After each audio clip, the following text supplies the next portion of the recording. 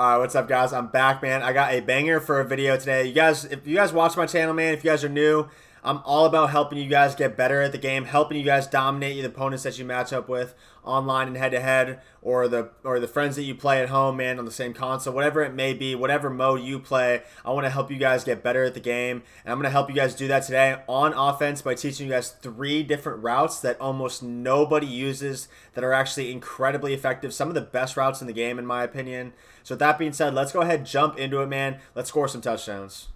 All right, guys, so the first route I'm going to be showing you is the fade route. Now, fades last year in Madden 19 were so good, man, especially against cover 2. Anything with a cloud or a soft squat on the outside, we could use fades to get over them with almost out getting bumped every single time. Get a nice little rack swerve in there for a touchdown, or we could toe tap the sideline, get a huge gain, potentially bomb cover 2 deep as well, which is actually what I'm going to show you guys here in just a second, how to bomb cover 2 with fade routes. Unfortunately, this year in this game, they took fade routes out from your hot route adjustments. Last year, you could pretty much fade any route as long as there's an outside receiver. Even inside receivers, you could fade. They took that out of the game this year. I'm going to quickly show you. I'm going to come out in a pretty standard coverage here, nickel, normal, cover 2 sink, and we're going to come out in tight end deep out. Now, if you notice here, Sammy Watkins is on a fade. If I go ahead and click onto his icon with the B button and then up on the right stick to do a fade, you can see that it's not actually a fade. It's really kind of just a little bit of an outside release streak. If we put him on a straight streak, you can see there's no outside release. The fade is just different because it's a little bit of an outside release and then they go straight anyway. So it's basically just a streak. There's really no difference, to be honest. But if we go ahead, reset the play, run it stock, you can clearly see that it's actually a fade. Now, this is super underused because for that exact reason, you can't actually hot route it. What you have to do is you have to find certain plays that have fades. I'm going to quickly show you guys what it looks like in the play art. So the difference isn't huge, but if you definitely pay close attention, you can definitely tell the difference. Now, right here, I'm in the New England Patriots playbook. It's my personal favorite playbook in the game. It's got split close as well as this Y off trips Pats, which are 2 of my favorite formations in the game. Now, if we go here, you can clearly see on the play tight end deep out that there's a fade. If you pay attention, you kind of see that it goes straight, fades up towards the sideline, as opposed to a play right here like Y option wheel, where it's very clearly just a straight streak. Now, you can find this in other formations as well. I don't have a list with me of all the different, formations and plays that have fades. But like I said, if you just kind of comb through your playbook, I'm sure you'll be able to find a fade here and there. And they're very effective, especially against cover 2, which is probably the most, outside of cover 3, it's probably the most popular defense somebody can play. And it's very easy to tell when somebody is in cover 2. I'm going to quickly go over that for you guys here. We're going to sub our best player here, our fastest player, Tyreek Hill, on the outside, and we'll put Sammy Watkins over here on the slot solo guy.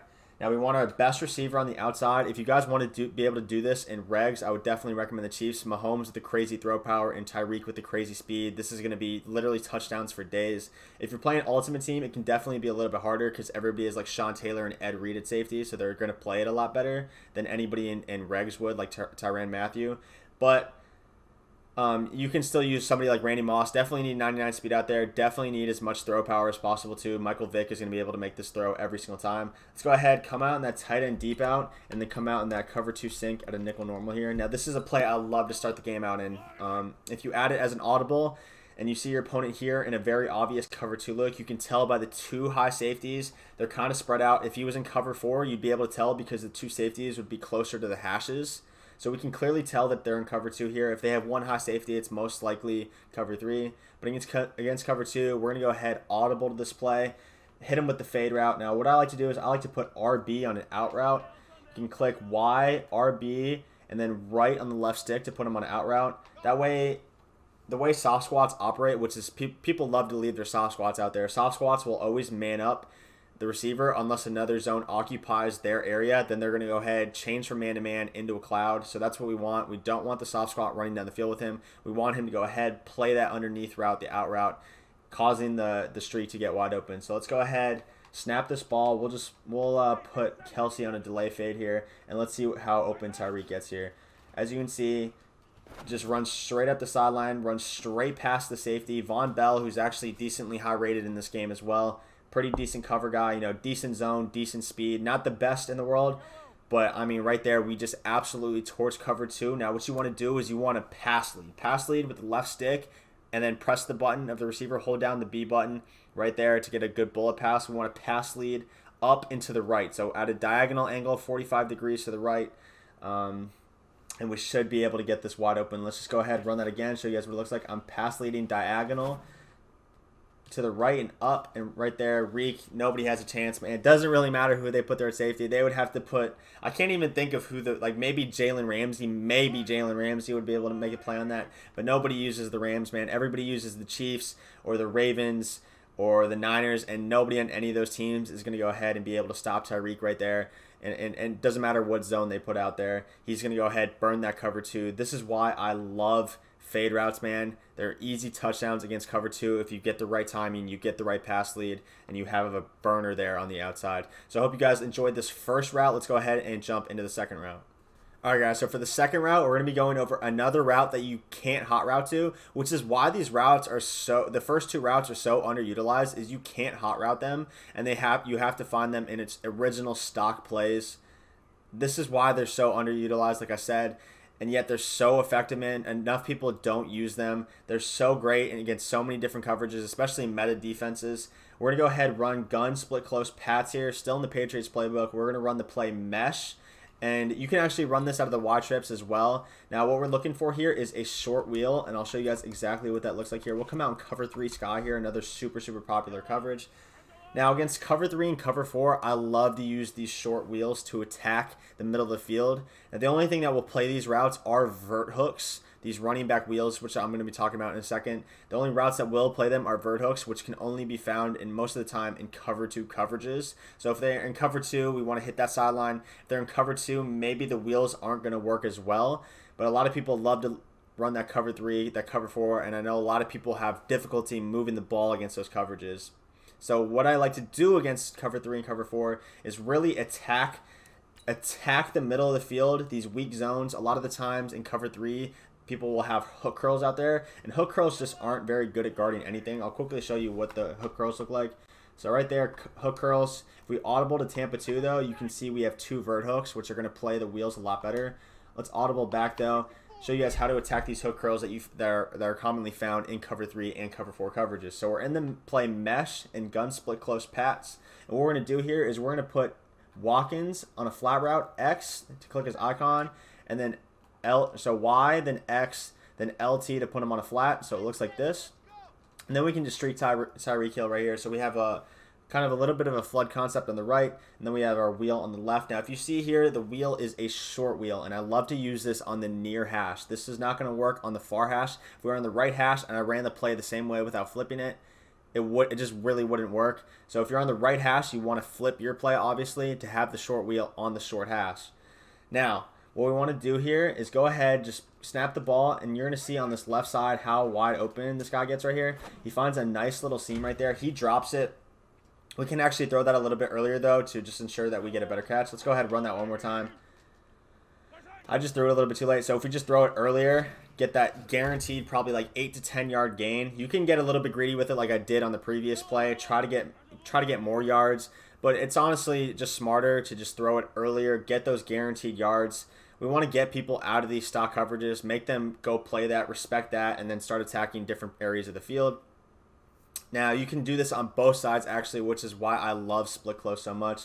Let's go ahead, put Sammy Watkins on a flat again, and then what we're going to do is we're going to put McCoy on a wheel. So click on McCoy's icon, which is RB, and then up on the right stick to get a wheel. Now, as you can see, the two wheels are very different. We have a long wheel, which is the hot route wheel, and then we have the short wheel, which you can only get in default stock plays.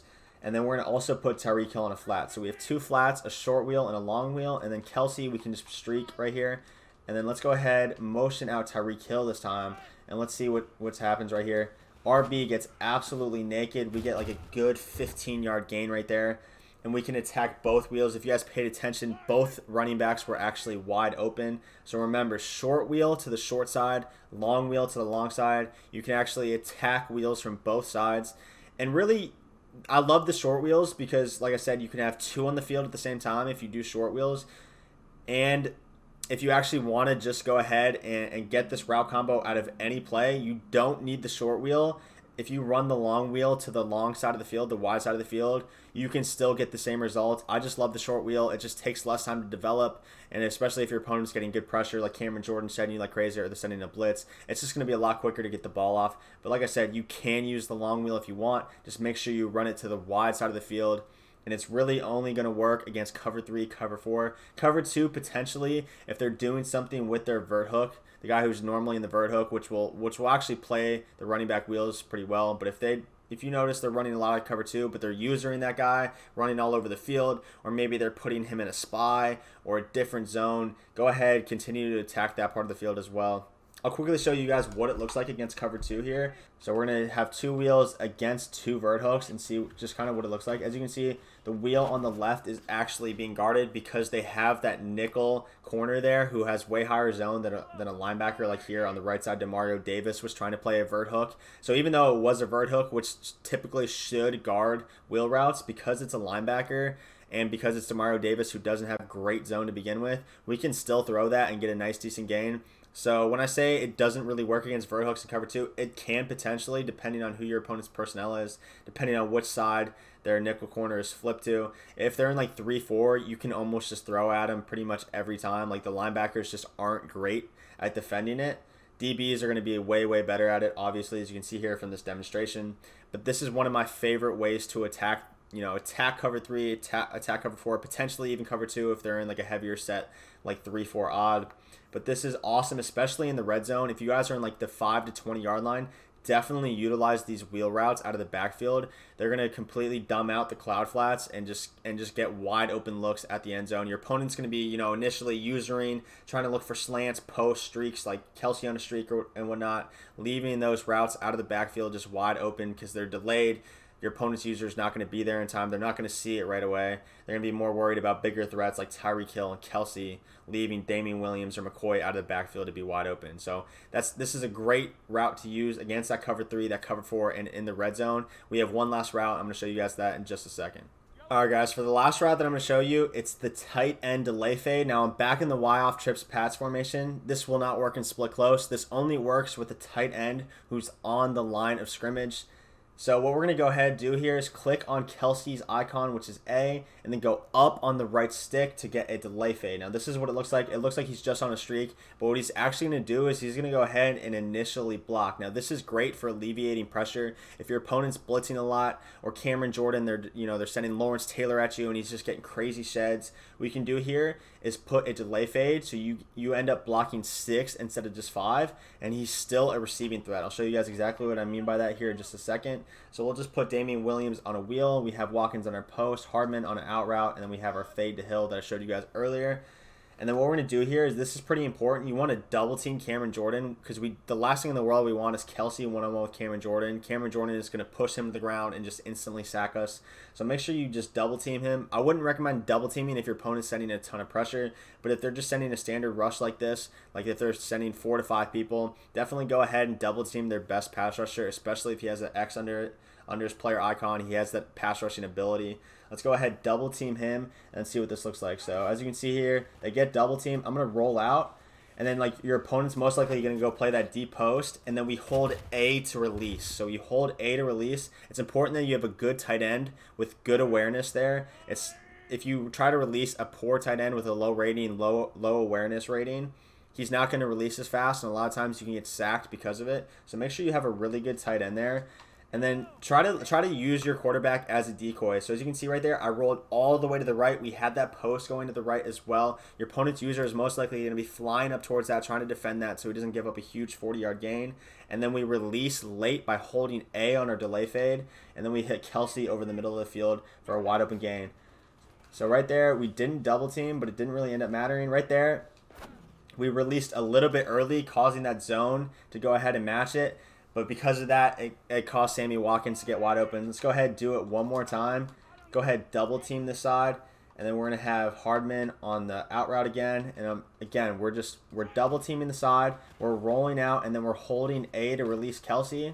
And as you can see right there, get a nice little 10-yard gain. I love the delay fades, man. If you don't know how many people your opponent's sending, if they're blitzing you, if they're getting really good sheds and you want to block an extra guy, but you don't want to sacrifice another receiving threat, delay fades are great. You can get that initial blocking, see if they're blitzing or not. Don't release him. Just, something's going to be open on the field. They're not going to have enough zones out there.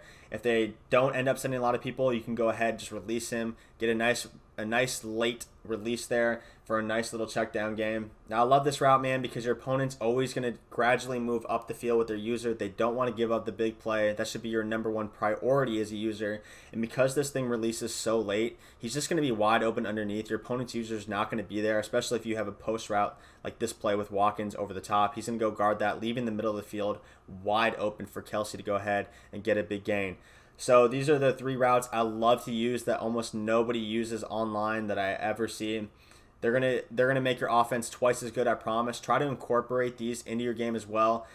And man, I hope you guys learned a lot from this video.